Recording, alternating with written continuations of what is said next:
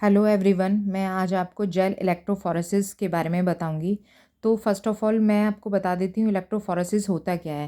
Electrophoresis में मतलब electro means क्या होता है, इलेक्ट्रिक फील्ड, फोरेसिस मीन्स होता है मूवमेंट, और जेल हम यहाँ पे यूज़ करेंगे, इसलिए इस प्रोसेस को बोलते हैं जेल इलेक्ट्रोफोरेसिस।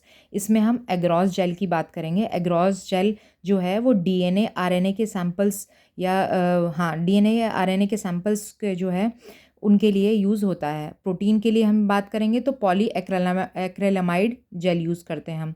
इसमें क्या है, जब भी हम डीएनए या आरएनए के सैंपल की बात करेंगे तो उसके मॉलिक्यूलर साइजेस के बेसिस पे हम उसको सेपरेट करते हैं, तो इसी के लिए जेल इलेक्ट्रोफोरेसिस प्रोसेस यूज़ होता है।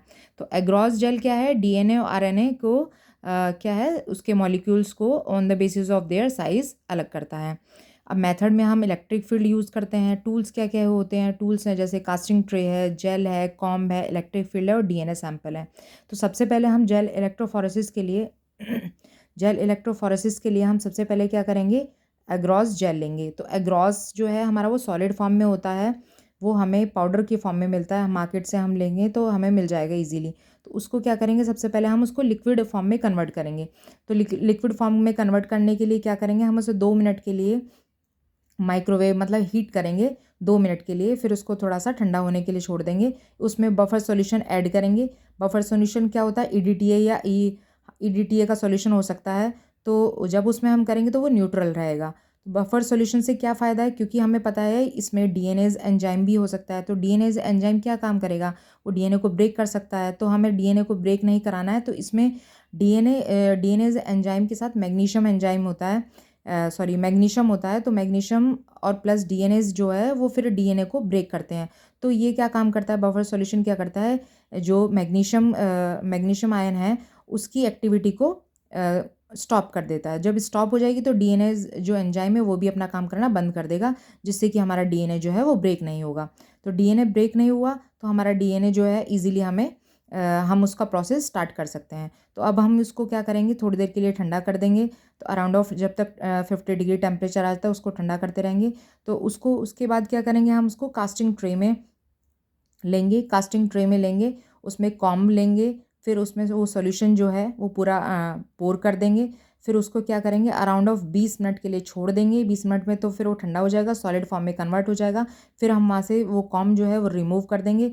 कॉम्ब जब हम रिमूव करेंगे तो हम वो देखेंगे उस ट्रे में, कास्टिंग ट्रे में हमें वो वेल्स मिलते हैं। तो वेल्स में क्या है, वेल्स में ही अपना सैंपल लोड करते हैं। अब वेल्स को जो हम जब हम उसको उसमें हम इलेक्ट्रिक फील्ड में उसको शिफ्ट करेंगे। फिर इलेक्ट्रिक फील्ड में क्या होगा, पहले इधर हमारा कैथोड होगा, इधर हमारा एनोड होगा। और हमें पता है डीएनए जो है हमारा नेगेटिव चार्ज होता है, तो ये हमेशा डीएनए का जो हमारा सैंपल जहाँ हम लोड करेंगे वो हमारा कैथोड की साइड होगा। तो मूवमेंट क्या शो करेगा, कैथोड टू एनोड शो करेगा।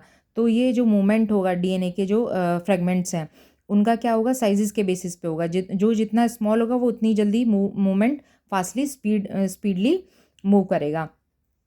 टीए या टीबी सॉल्यूशन हम इसमें ऐड करे रखेंगे, वो फास्टली मूव करेंगे। अब हम इसमें क्या है, जब हम सैंपल को लोड करते हैं इन वेल्स में, तो क्या करते हैं, सबसे पहले वाला हमारा लैडर होता है। तो लैडर में जो हम डीएनए लोड करते हैं, तो हाँ, सबसे पहले हम डीएनए जो लोड करते हैं वो लैडर में करते हैं। देन फिर हम अपने इन जो वेल्स बने हैं इनमें हम अपना सैंपल लोड करते हैं।